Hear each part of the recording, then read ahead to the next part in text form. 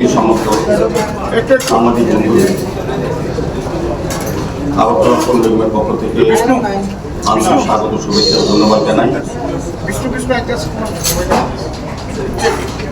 আগরতলা শহরবাসী সার্বিক নাগরিক পরিষেবা আধুনিক বিজ্ঞানসম্মতভাবে প্রদান করার ক্ষেত্রে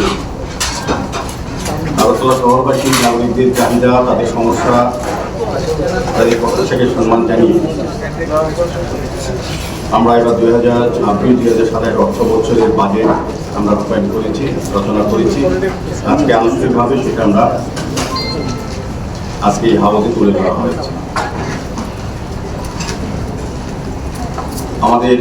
আপনাদের জানা আছে যে আমাদের আগরতলা মিউনিসিপ্যাল কর্পোরেশন ভারতীয় জনতা পার্টির নেতৃত্বে 2021 সালে 8ই ডিসেম্বর আমরা শপথ নিয়ে আগরতলা শহরকে সৌন্দর্যন করা, আধুনিক আগরতলা হিসেবে তৈরি করার ক্ষেত্রে আমরা কাজ আত্মনিয়োগ করেছিলাম। বিভিন্ন ওয়ার্ডে কর্পোরেটরগণ দায়িত্ব নিয়ে কাজ শুরু করেছিলেন।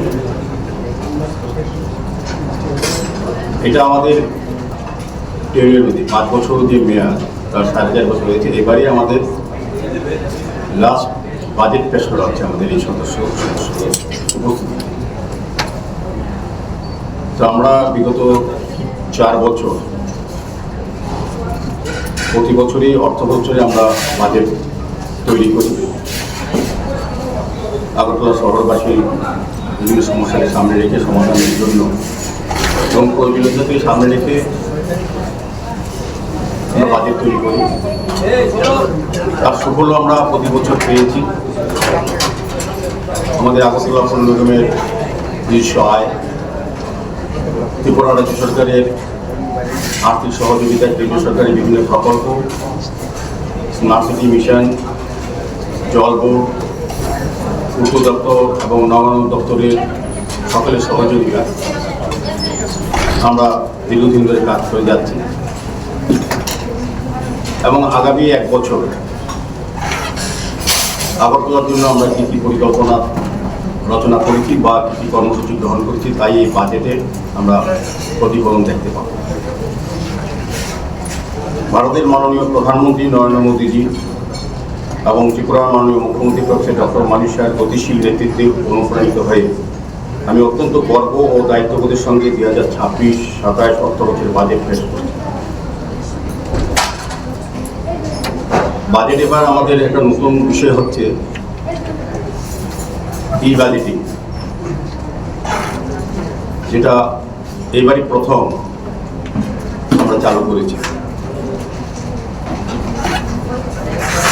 এই বাজেটে মোট প্রাপ্তি ধরা হয়েছে 974,93,35,00,000 টাকা এবং মোট ব্যয় ধরা হয়েছে 975,91,02,000 টাকা। এই বাজেট শুধু একটি দলিল বা পুস্তক নয়, এটি একটি রূপান্তরমূলক রোডম্যাপ যা আগরতলাকে একটি আধুনিক, টেকসই এবং নাগরিক কেন্দ্রিক শহরে পরিণত করতে পারে।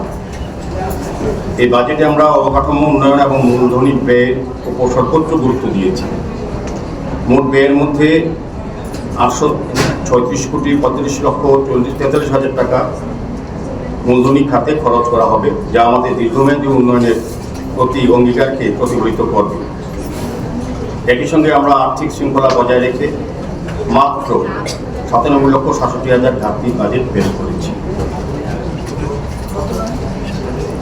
97,67,000 টাকা।